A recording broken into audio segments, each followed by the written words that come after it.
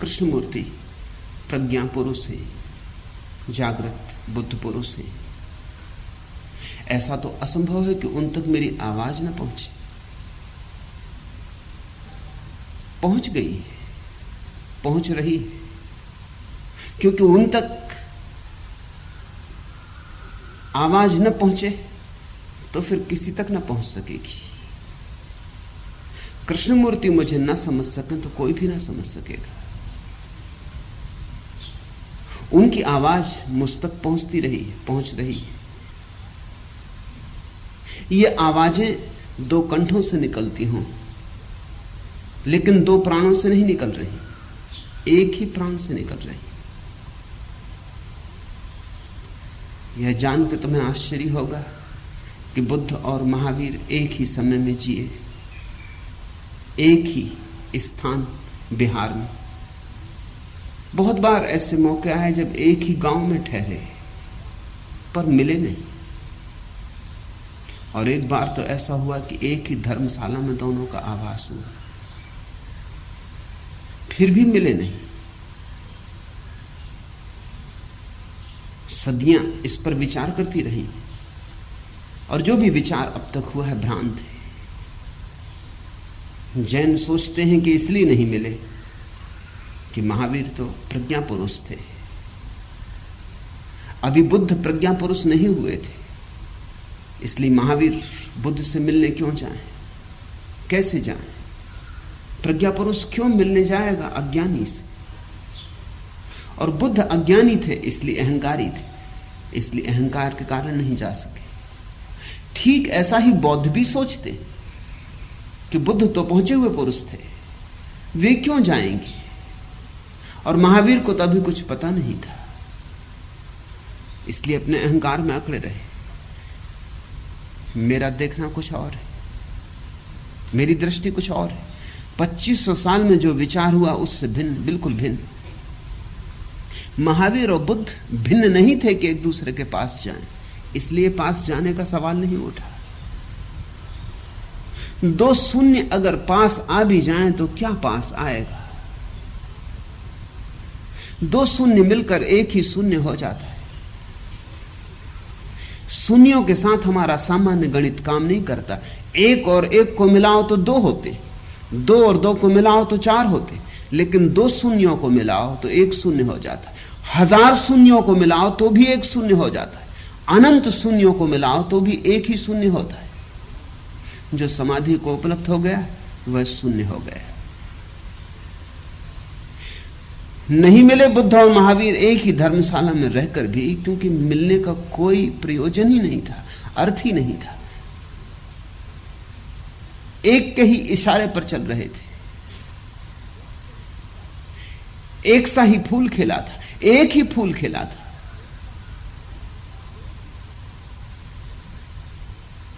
तो कृष्णमूर्ति और मेरे बीच तो कोई भेद नहीं।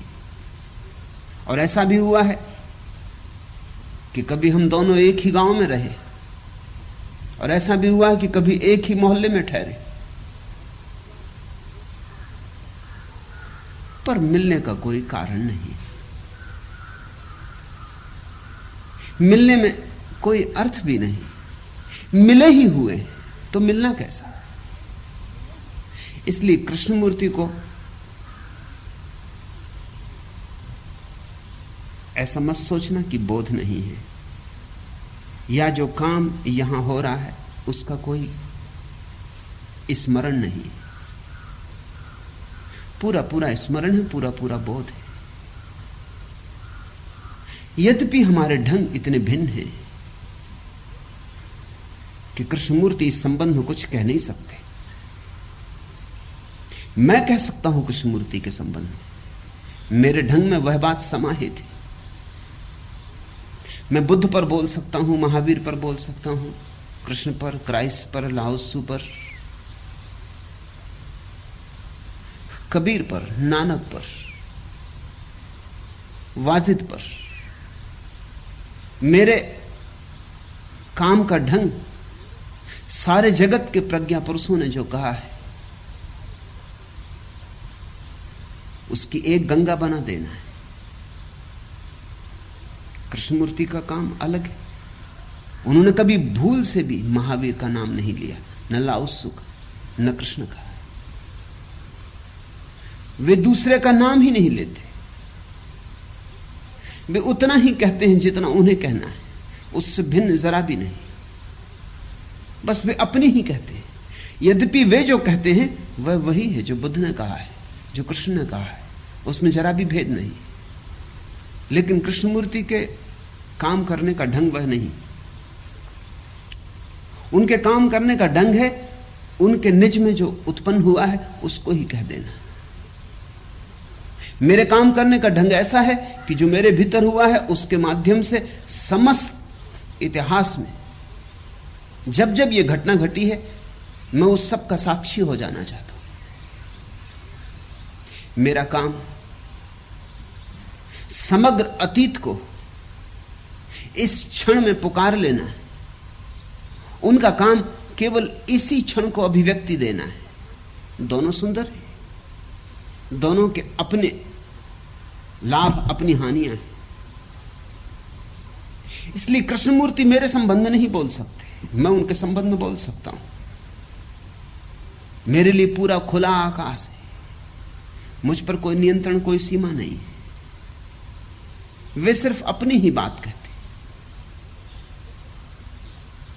मेरी बात का एक लाभ है कि हिंदू आ सकता है, मुसलमान आ सकता है, ईसाई आ सकता है, जरा भी अड़चन नहीं है। इस मंदिर के सारे द्वार हैं, सारे द्वार मैंने इस मंदिर में इकट्ठे कर लिए। यह एक महान समन्वय का प्रयास है, लेकिन इसका एक खतरा है, क्योंकि मैं इतने विभिन्न प्रज्ञा पुरुषों पर बोल रहा हूं जो ठीक से नहीं समझेंगे, जो हृदय से नहीं सुनेंगे। उनके चित्त में बड़े भ्रम पैदा हो जाएंगे। कौन ठीक, कौन गलत, क्या ठीक, क्या गलत। वे डमाडोल होने लगेंगे। जो बुद्धि से ही मुझे सुनेंगे वे विक्षिप्त होने लगेंगे। इसलिए जो बुद्धि से सुनता है ज्यादा देर मेरे पास टिक नहीं सकता, उसे कठिनाई होने लगेगी, उसे विरोध दिखाई पड़ने लगेगा मेरे वक्तव्यों में। स्वभावतः जब मैं महावीर पर बोलूंगा तो मैं महावीर के साथ पूरी ईमानदारी बरतूंगा। महावीर बुद्ध से बिल्कुल विपरीत ढंग से काम करते हैं, और जब बुद्ध पर बोलूंगा तो बुद्ध के साथ पूरी ईमानदारी बरतूंगा। तो मेरे वक्तव्य विरोधाभासी हो जाएंगे। जो बुद्धि से सुनेगा वो तो मुश्किल में पड़ जाएगा। वो तो कहेगा कि मेरे वक्तव्य असंगत है, विरोधी हैं, एक दूसरे का खंडन करते हैं। मेरे वक्तव्यों में कोई एक सिद्धांत नहीं। जो सिद्धांत पकड़ने आया है वो तो चला जाएगा। मैं तो सारे सिद्धांतों का सार बोल रहा हूं। इस सार को हृदय से ही समझा जा सकता है। यह मेरी विधि भी है उनको अलग कर देने की, जो हार्दिक नहीं है, भावुक नहीं है, जो केवल बुद्धि का विचार लेकर आ गए हैं। उनको विदा कर देने की मेरी यह विधि भी है, पर यह खतरा उसमें है। कृष्णमूर्ति की बात में एक सुविधा है, संगति है। सुविधा यह है कि सुनने वाले को कभी ऐसा नहीं लगेगा कि कोई विरोधाभास है। पिछले 50 वर्षों में उन्होंने जो कहा है निश्चित रूप से वही कहा है। 50 वर्ष सतत वही कहा है। विचार सरणी में जरा भी रत्ती भर कोई विरोध नहीं निकाल सकता। ये तो लाभ है कि कृष्णमूर्ति को सुनने वाला सुस्पष्ट होता जाएगा। मगर एक खतरा है, कृष्णमूर्ति को सुनने वाला बुद्धि में अटका रह जाएगा, क्योंकि सुस्पष्टता, सुसंगति बुद्धि की धारणाएं,